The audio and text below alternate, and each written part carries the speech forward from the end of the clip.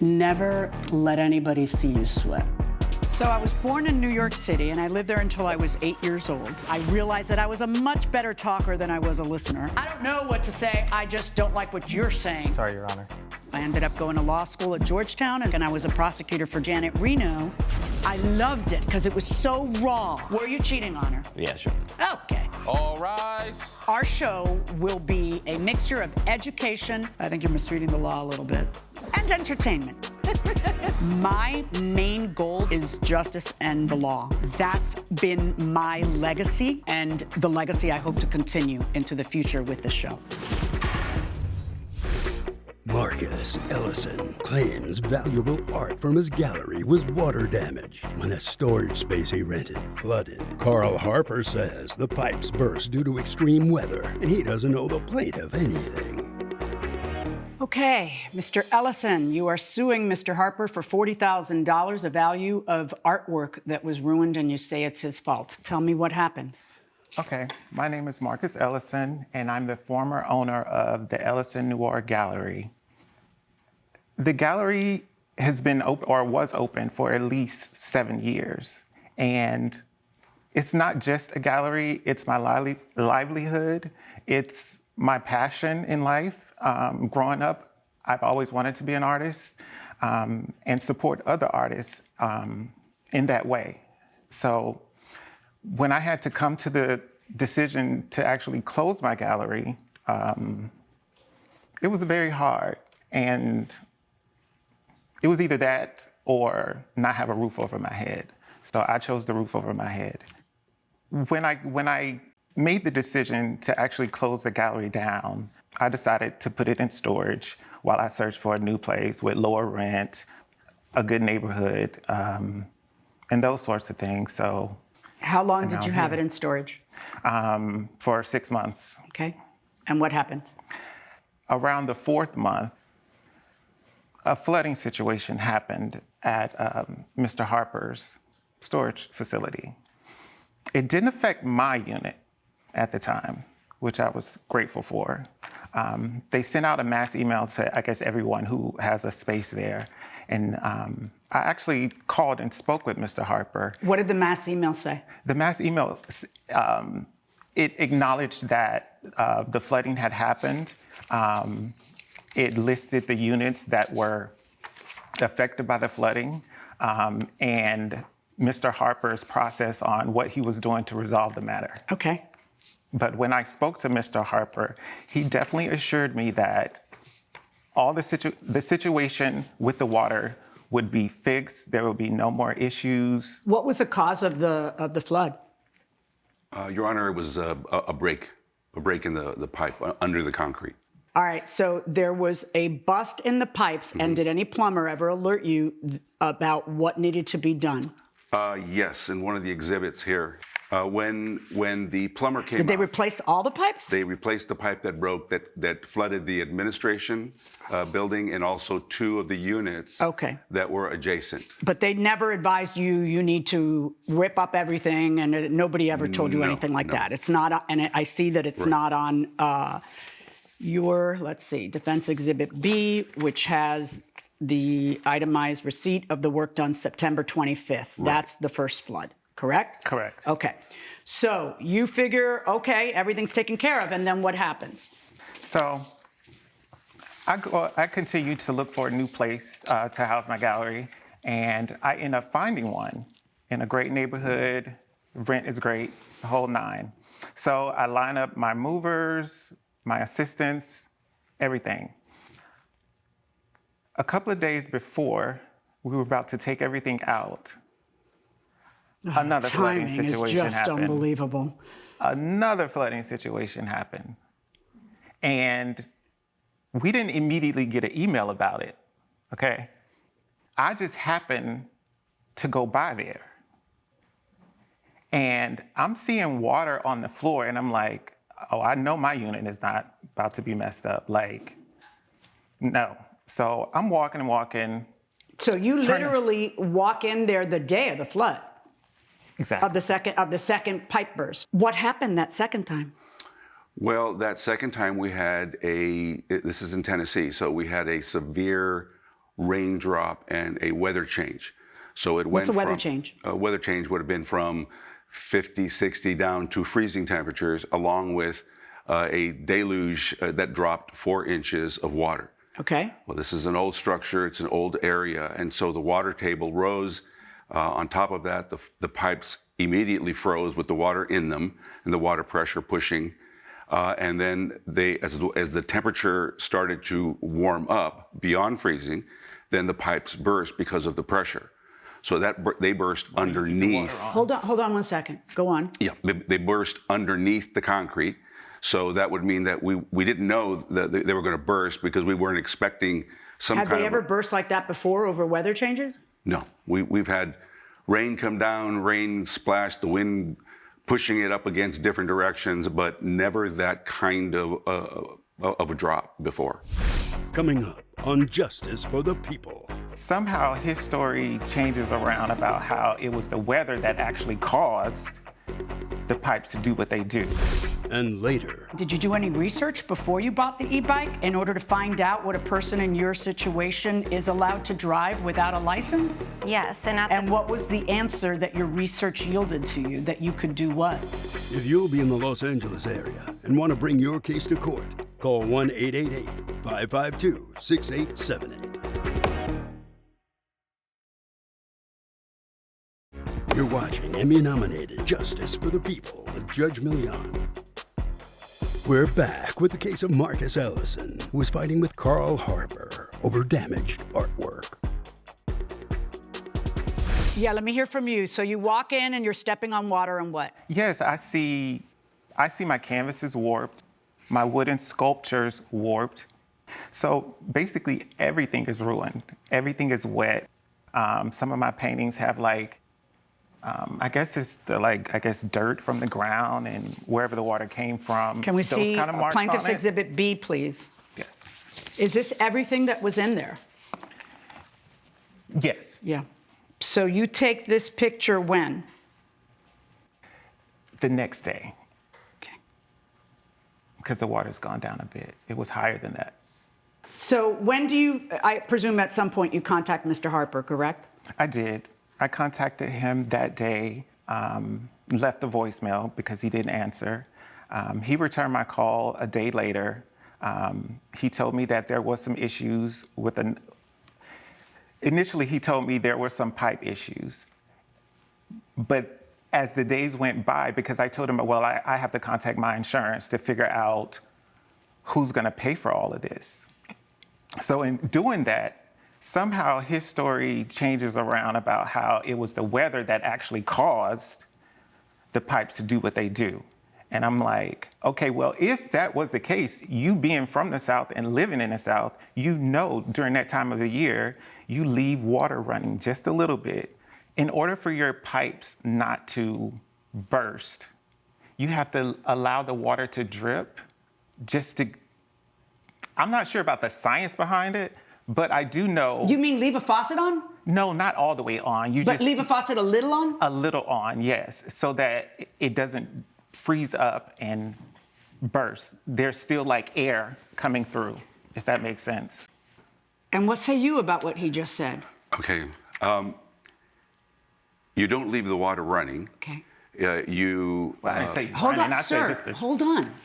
Your Honor, you actually kind of keep the pipes warm. So you can envelop them in styrofoam. Wait, the pipes are under the ground. How are you going to do that? No, this was like the perfect storm. Okay, the perfect storm would be old building, immediate water, and freeze. That's not my question. My question is the pipes are underground. How are you going to wrap them? So you tell me what you think you're supposed to do. Okay, then I would have to rip them out and then replace the pipes with a thermal wrap on them, and then bury the pipes and then cement over them. Which is prohibitive. Yes.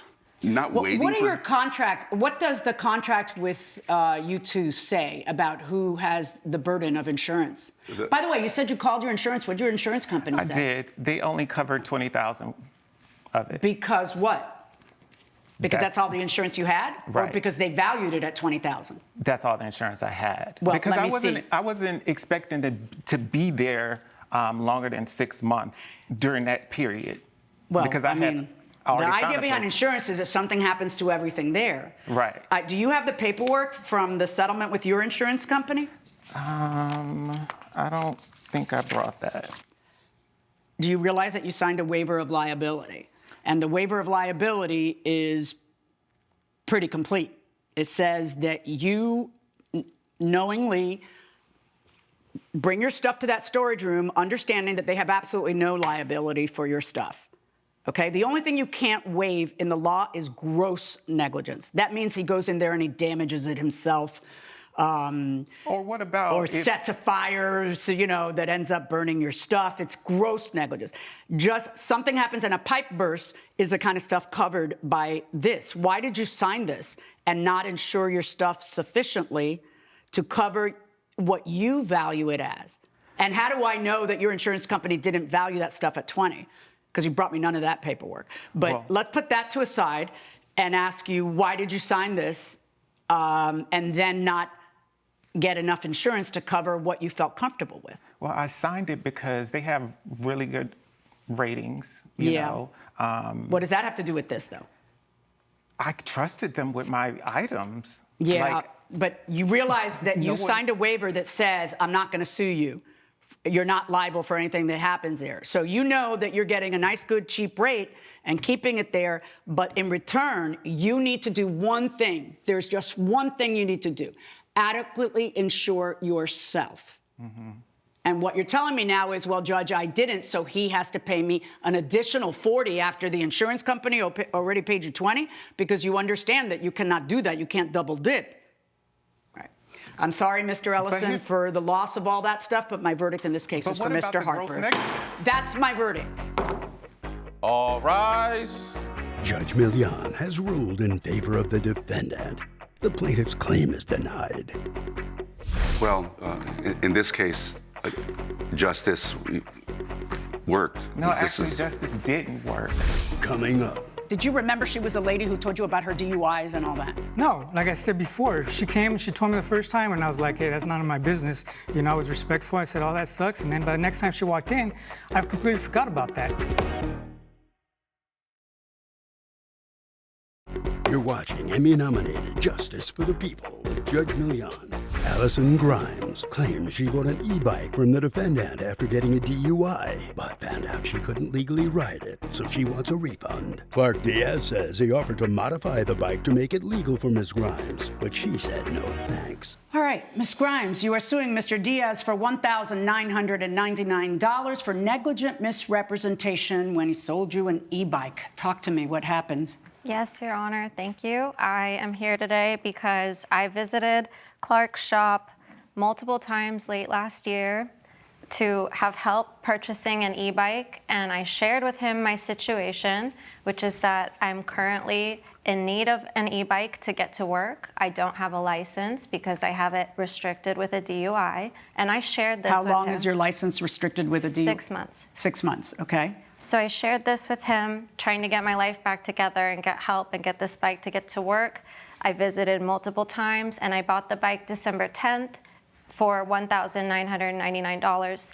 A few weeks later, I was talking to a neighbor, and they shared they went to the bike store with their 15-year-old, and Clark told them they couldn't buy the same bike as me until the kid was 16 because they would need a license to drive the bike that I have. Okay. So And I feel misled. do you need a license to drive the bike that you had? And you don't have a license because you have a DUI suspension. Apparently.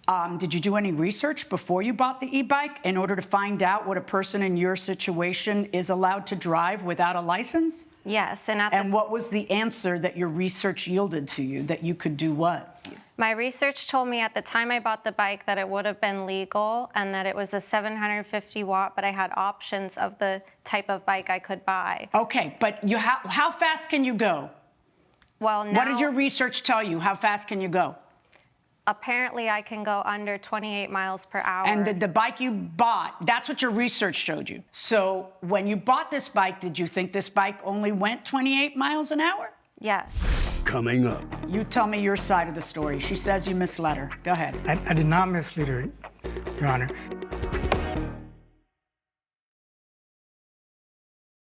you're watching Emmy-nominated Justice for the People with Judge Milian. We're back with the case of Ellison Grimes, who brought Clark Diaz to court for negligent misrepresentation.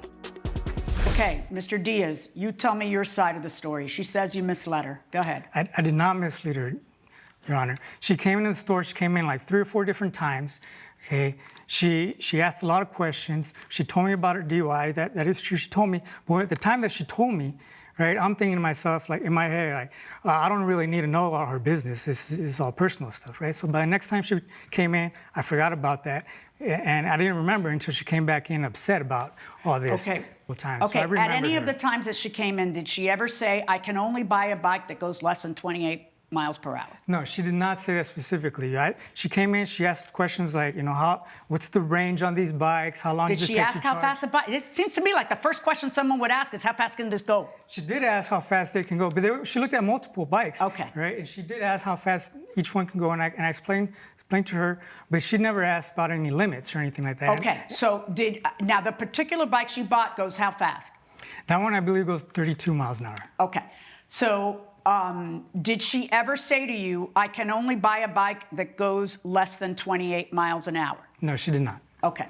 Did you remember she was the lady who told you about her DUIs and all that? No, like I said before, she came and she told me the first time, and I was like, hey, that's none of my business.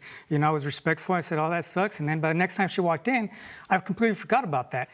Do you claim that he told you it only goes 28 miles an hour? No, but he Okay. didn't disclose to me that I would need a license to get it. And Okay, I why feel is that like- his job? Why 'cause isn't it it's not- your job to figure out what your own personal problems are? Why don't you handle your own DUI problem and say, all right, I can't go over 28. And then constantly, every time you go there, remember, I can't buy a bike that goes over 28. He's got plenty of bikes to sell you that don't go over 28.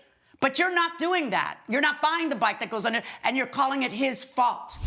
Judge Milian's verdict when justice for the people returns. You're watching Emmy-nominated Justice for the People with Judge Milian. She demands her money back, and you offer her a solution. What is the solution that you offer her? Your Honor, the manufacturer offers a firmware upgrade, right, which will put on the bike's computer. It'll limit it to where it can't go over that 28 miles. Right, so I wasn't going to charge her any service fees. That's just straight from the manufacturer. So you were just going to give her at cost what it would cost to make her legal, and she didn't want to hear it. Correct. Ms. Grimes, I am not going to make Mr. Diaz your lawyer responsible for figuring out all your legal problems so that you don't get into trouble. I think the solution that he offered was more than fair. The mistake was yours in buying a bike that you can't drive because of your problems. So if you didn't want to do it, that's on you. And I'm ruling in favor of Mr. Diaz. All rise. Judge Milian has ruled in favor of the defendant. The plaintiff's claim is denied. I'm really sorry I couldn't help you anywhere else, but you passed that 15-day limit for the refund. Yeah, you made that clear, and I definitely won't be visiting again, but thank you for the bike.